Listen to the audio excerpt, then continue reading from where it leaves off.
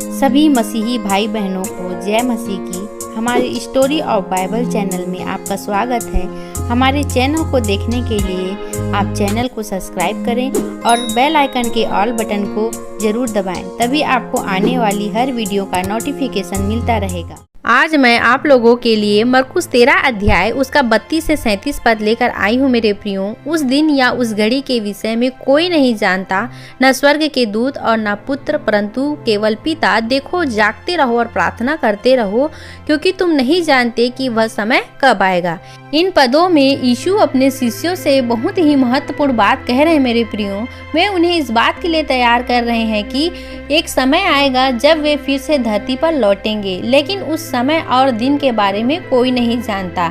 इस बारे में सिर्फ परमेश्वर पिता जानते हैं। इसीलिए वे अपने शिष्यों को यह सिखाते हैं कि हमेशा सतर्क रहना चाहिए। किसी को नहीं पता कि वह समय कब आएगा। यीशु ने कहा कि स्वर्ग के दूत भी नहीं जानते कि वह दिन और समय कब आएगा।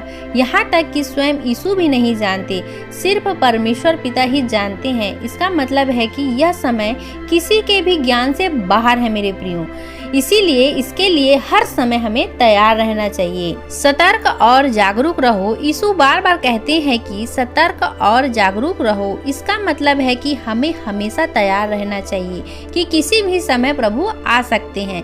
हमें अपने जीवन में सच्चाई, ईमानदारी और प्रार्थना के साथ जीना चाहिए, ताकि जब प्रभु आए तो हम तैयार हो। तब आगे वचन 34 और 35 पद में हम देखते हैं, यह उस मनुष्य की सी दशा है जो परदेश जाते समय अपना घर छोड़ जाए और अपने दासों को अधिकार दे और हर एक को उसका काम बता दे और द्वारपाल को जागते रहने की आज्ञा दे। इसीलिए जागते रहो, क्योंकि तुम नहीं जानते कि घर का स्वामी कब आएगा, सांझ को या आधी रात को या मुर्ग के बाग देने के समय या भोर को।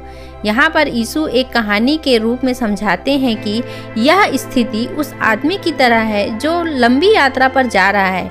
वह अपने घर को छोड़कर अपने नौकरों चाकरों को काम करने की जिम्मेदारी सौंपता है और द्वारपाल को घर की देखभाल करने के लिए कहता है।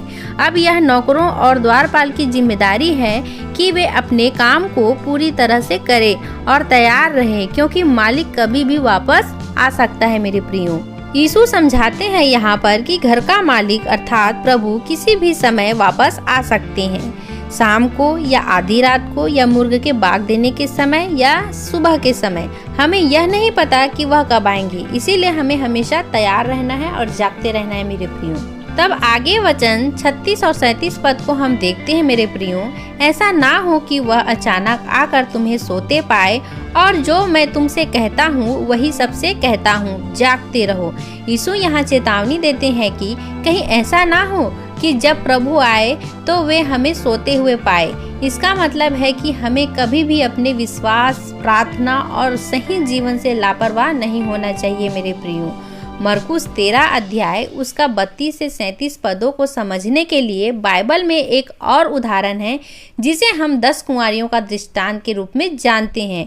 यह दृष्टांत मत्ती 25 अध्याय उसका 1 से 13 पद में आपको देखने को मिल जाएगा। मेरे प्रियो, यीशु ने 10 कुंवारियों का दृष्टांत सुनाया। इस दृष्टांत में 10 कुंवारियां अर्थात कन्याएं एक दूल्हे का इंतजार कर रही थी। ये 10 कुंवारियां अपने अपने दीपकें अर्थात लैंप लेकर दूल्हे के स्वागत के लिए निकली। इनमें से 5 समझदार थीं और 5 मूर्ख थीं।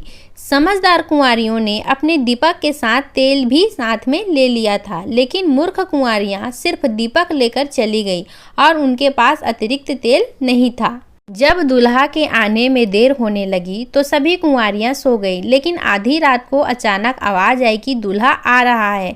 सभी कुंवारियां उठी और अपने दीपक ठीक करने लगी। मूर्ख कुंवारियों के दीपक बुझने लगे, क्योंकि उनके पास तेल नहीं था। उन्होंने समझदार कुंवारियों से तेल मांगा, लेकिन उन्होंने मना कर दिया, क्योंकि उनके पास सिर्फ अपने दीपकों के लिए ही तेल था।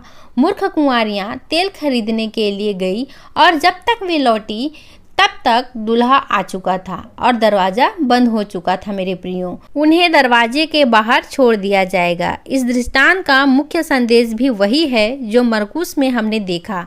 हमें हमेशा तैयार रहना चाहिए मेरे प्रियो, क्योंकि हमें यह नहीं पता कि प्रभु अर्थात दूल्हा कब आएंगे।